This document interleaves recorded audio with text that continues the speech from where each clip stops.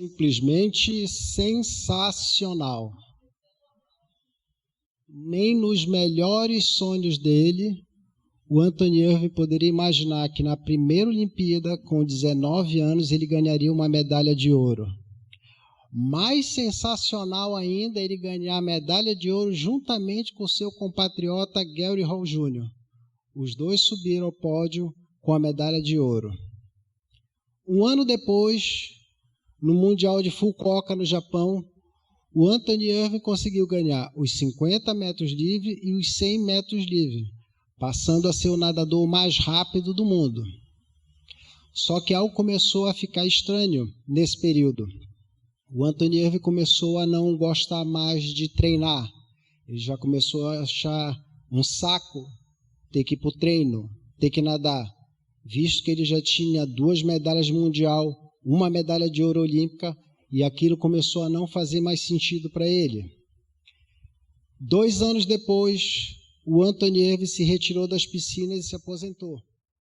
Simplesmente porque ele não via mais sentido naquela rotina dele do dia a dia, e ele começou a farrear, começou a beber muito, começou a usar drogas, e ele começou a entrar numa espiral negativa, ou seja, nada daquilo que ele havia conquistado tinha algum sentido.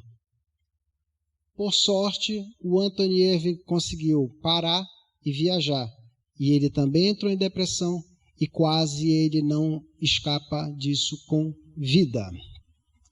E isso é uma grande lição, que a mente em si mesma é um lugar, e em si mesma ela pode levar do céu para o inferno e do inferno ao céu, com uma velocidade absurda.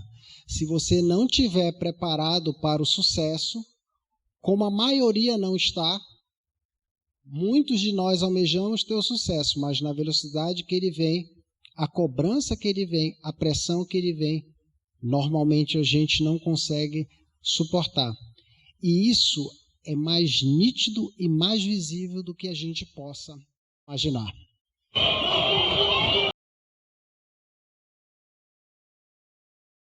Semifinal olímpica, Brasil e Rússia. O time feminino do Brasil fez 24-19, 2-1. Falta 1 ponto apenas o time feminino chegar na sua primeira final olímpica.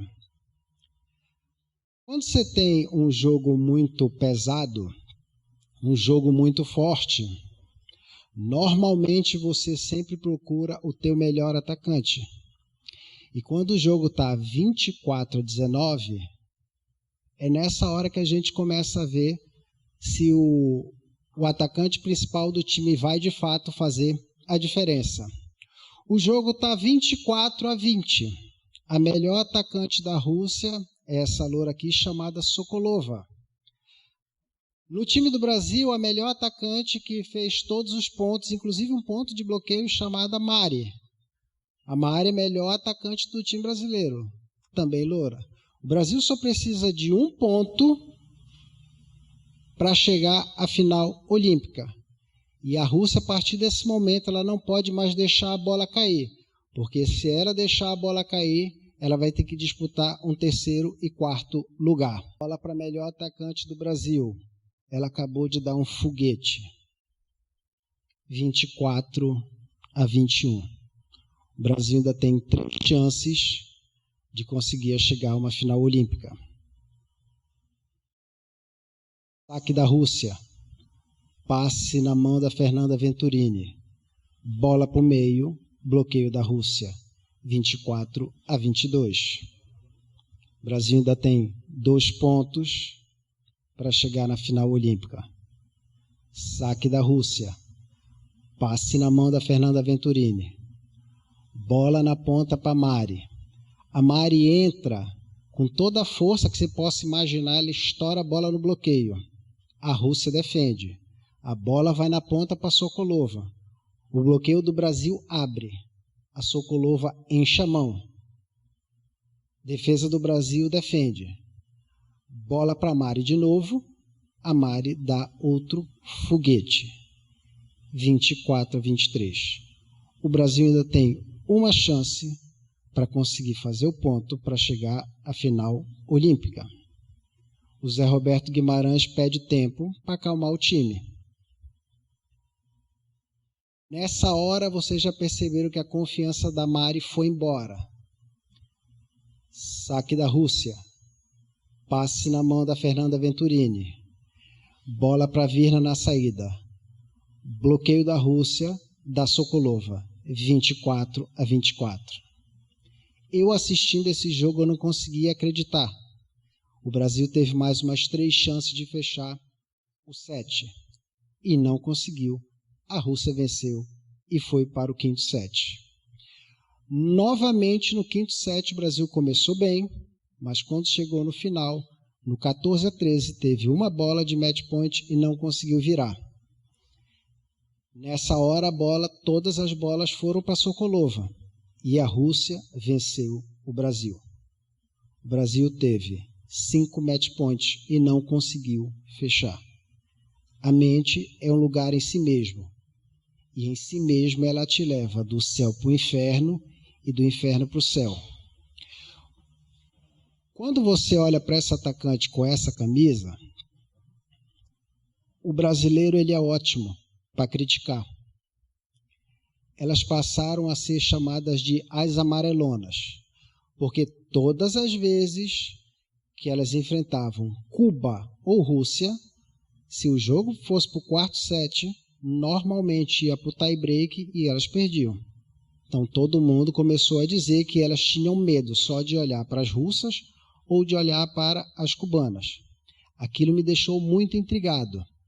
E eu tive a oportunidade de assistir a palestra do José Roberto Guimarães, o técnico da seleção feminina.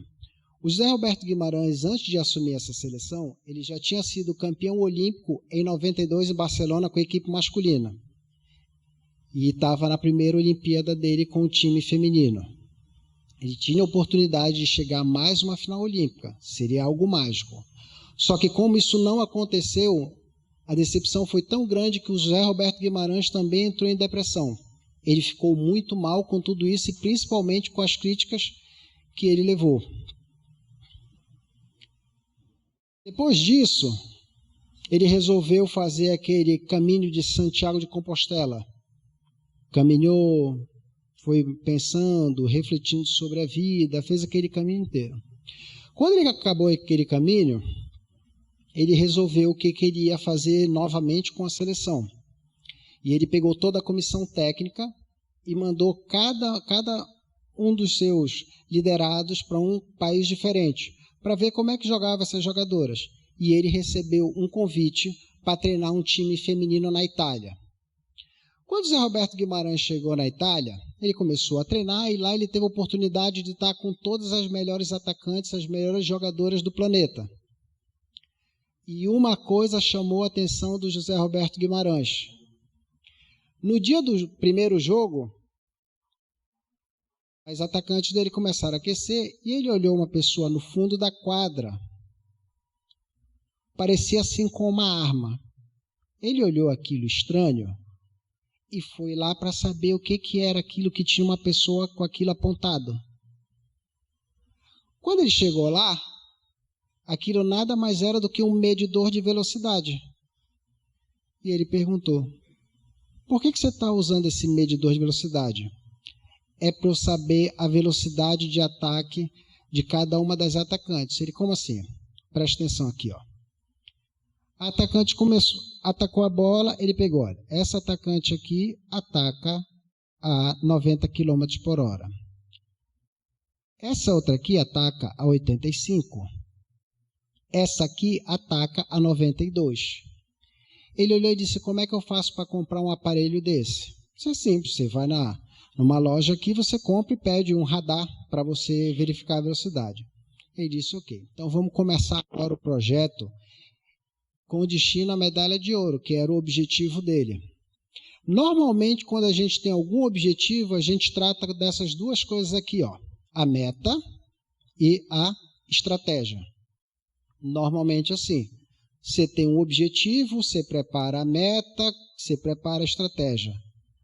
Só que o fundamental na maioria das vezes a gente esquece que é isso bem aqui, ó, os dados. Você pode ter objetivo, pode montar a meta, pode montar a estratégia, mas se você não tiver os dados, não dá para você saber se você está indo bem ou não. Com base nisso, o Zé Roberto Guimarães começou a monitorar as atacantes do time e começou a ver as atacantes russas e cubanas. E ele começou a fazer essa medição de velocidade com as atacantes russas no começo do jogo. No começo do jogo, quando elas ainda estão aquecendo, que o braço ainda está frio, elas atacam em média de 90 a 95 km por hora. Deixa eu perguntar uma coisa para vocês. Uma bola vindo a 90 ou a 95 km por hora machuca? Sim ou não? Daí o Zé Roberto Guimarães disse, bom, o outro time que também é muito forte, que a gente tem um problema sério é com Cuba. Na hora que ele começou a verificar a velocidade do ataque das cubanas, o ataque vinha na média de 95 a 98 km por hora. De 95 a 98 km por hora, dói? Machuca? Acabou o campeonato italiano, Zé Roberto Guimarães convocou as brasileiras e levou esse equipamento. E começou a ver a velocidade de ataque do time do Brasil. As mulheres vindo e gritavam, pá! Aí você pensa, né, pelo grito, deve ser um ataque super forte. O ataque das brasileiras, em média, era de 80 km por hora, no começo do jogo. Então, você tinha um time que era de 90 a 95, um outro de 95 a 98, e você tinha o time do Brasil a 80. Quando chegava mais ou menos lá, pelo quarto set, que o braço já estava cansado, a velocidade de ataque já vinha assim a 75. 75 km por hora é defensável? Você consegue ter coragem para pegar a bola? Tem. Só que de 90 para 85 ou 90, você tem coragem na bola? De 95 para 90, a bola ainda vem forte ou não? Então, nesse momento, o Zé Roberto entendeu que se ele quisesse ganhar da Rússia ou de Cuba, ele já tinha achado qual era o problema. O problema estava na velocidade do ataque. Então, ele descobriu que Cuba e Rússia atacam acima de 90 km por hora e o Brasil a 80 km. Então, agora, com esses dados, a gente monta a meta. A meta para o Brasil, a partir desse momento, é atacar a 90 km por hora nas Olimpíadas de Pequim em 2008. Ou seja, de 2005 até 2008, essas mulheres teriam que atacar a 90 km por hora. E qual era a estratégia? Musculação 4 vezes por semana, com ênfase em membros superiores. Meninas da sala, quem de vocês aqui treina, faz musculação, levanta a mão. Menina, só 3? Jesus amado, tudo sedentária. Eu posso afirmar para vocês que quando as mulheres vão treinar, vão fazer musculação, quando eu falo assim, hoje é dia de perna, ela já vai saltitante. No dia que você diz, hoje é dia de treinar braço, ela vai. Sabe por que ela vai assim? É porque ela acha que ela vai ficar muito musculosa. Ela vai ficar com bração. O negócio dela é malhar, é ter um colchão, pernão, bundão. Mas bração, costão, ombrão, nem pensar. Só que começou a acontecer o seguinte. Mulheres do Brasil começaram a ganhar. Começaram a ganhar os campeonatos. Começaram a ganhar da Rússia, começaram a ganhar de Cuba. Chegaram mais ou menos em 2008, no primeiro semestre de 2008, já com mais de 100 vitórias. Todas elas com a moral elevada. Até que um dia, uma delas foi para uma balada. E quando você está bem, você quer mostrar o teu corpo. E uma dessas atacantes foi lá com uma camiseta. E ela estava na balada. E ela estava dançando. Aí ela levantou assim o braço, toda empolgada. Até que ela olhou para o braço, ela viu o negócio e ela baixou. Ela viu uma pequena ondulação. Aquilo assustou ela. Daí ela chegou em casa, no outro dia foi conversar com o namorado. Ela perguntou para ele: você está achando que o meu braço está muito forte? O namorado olhou para ela e disse: olha, você está assim ficando muito forte, você está parecendo um homem. Uma mulher, quando fica encucada com um negócio desse, ela já vai começar a perguntar para todas as outras. E foi isso que essa atacante fez. Ela foi perguntar para as outras atacantes. E aí elas não estavam reparando nisso, elas começaram a reparar, realmente, né? Olha só o meu braço como está. Nossa, está muito forte. Meu Deus, eu não tinha esse braço assim. Olha, está volumoso. Aí aquilo passou a incomodar o time e elas disseram: a gente precisa reunir com o José Roberto Guimarães, porque não dá para a gente ficar com um corpo igual de homem. Lá vem o Zé Roberto indo para um bate-papo com elas. E uma delas já chegou assim: Zé, você está vendo aqui a minha mão como está? Olha só, ela está cheia de calo. Aí o Zé Roberto já imaginando assim: passa um creminho aí que passa, só passa o creme. Não, Zé, você está vendo aqui, ó, está cheio de calo. Passa um creme que isso aí passa. Aí ela chegou com ele e disse: Zé Roberto, a gente quer fazer uma reunião contigo. Reunião comigo? Tá bom. Zé Roberto chegou na reunião. Na hora que o Zé Roberto chegou na reunião, estava lá um negócio, um clima tenso, pesado. Ele disse: bom, estou aqui. O que vocês querem conversar comigo? Zé, é o seguinte, eu sei que você falou para a gente, né, para treinar mais membros superiores, a gente começou a ganhar os campeonatos, mas sabe, Zé, a gente está ficando assim muito musculosa, está ficando assim, igual homem, e a gente queria te pedir para diminuir mais a intensidade desse treino de musculação. Zé Roberto olhou para todas elas e disse: bom, é o seguinte, deixa eu falar uma coisa para vocês. Nas últimas Olimpíadas vocês chegaram em 4º lugar. Do jeito que vocês estão treinando hoje, pode ser que vocês disputem a medalha de prata ou a medalha de ouro. Mas se vocês querem diminuir a carga de treino, vocês vão ficar de novo em 4º lugar. Mas eu vou fazer o seguinte, eu vou deixar vocês decidirem entre vocês e eu vou tomar uma água e aí eu volto e eu quero a resposta de vocês.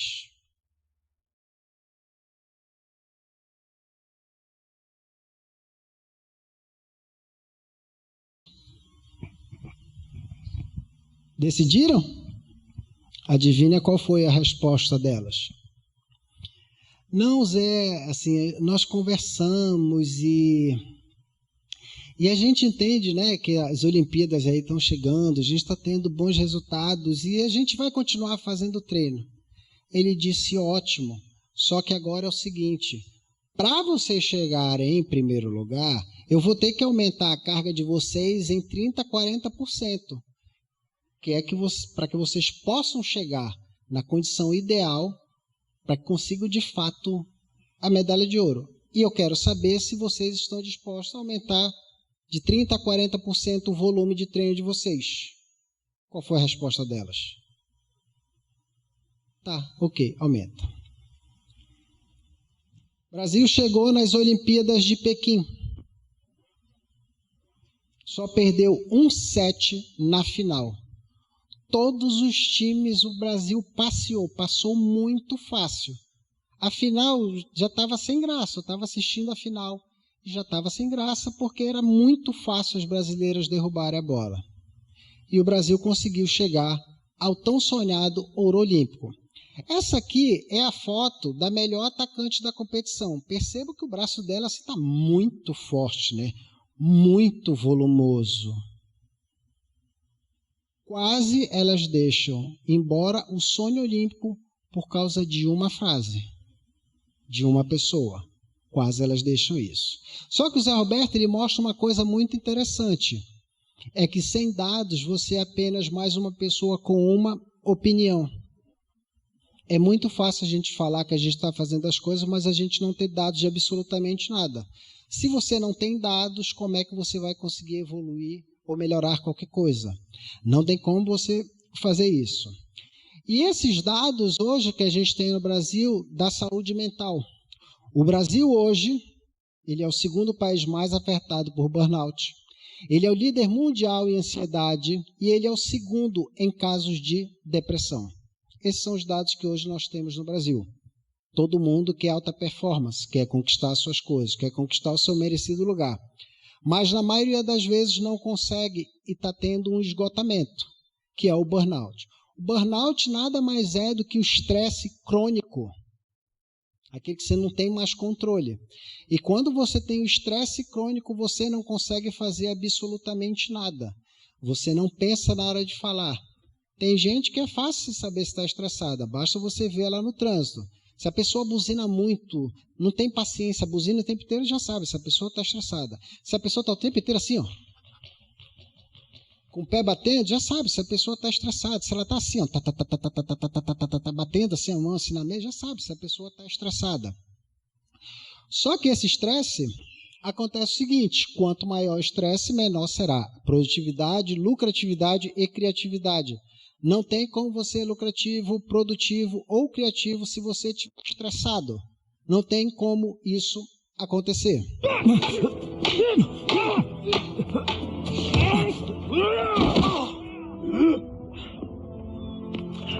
Perdoe, por favor. Muito na cabeça. Muito na cabeça? Ai, tem a espada, tem as pessoas olhando, tem os inimigos. Muito na cabeça. Não pensa. Não pensa.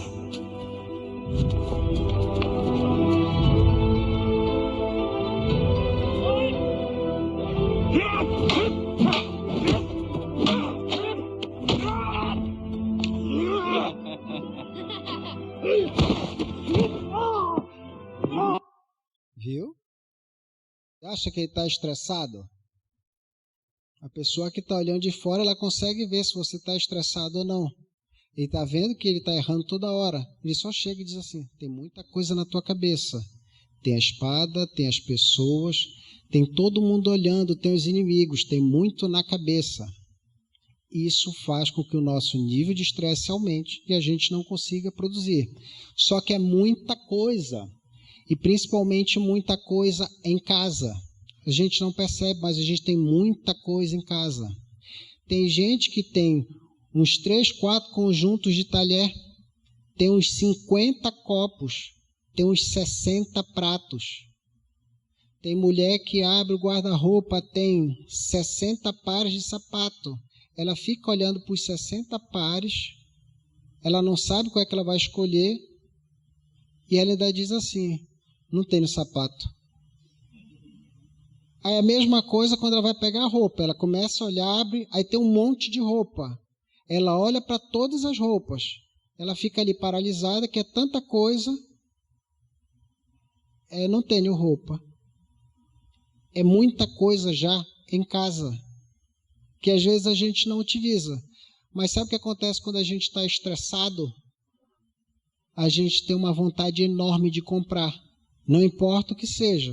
Você vê qualquer coisa: isso é baratinho, R$10, me dá. Isso aqui é baratinho, R$20, me dá. Isso aqui é baratinho, R$30, me dá.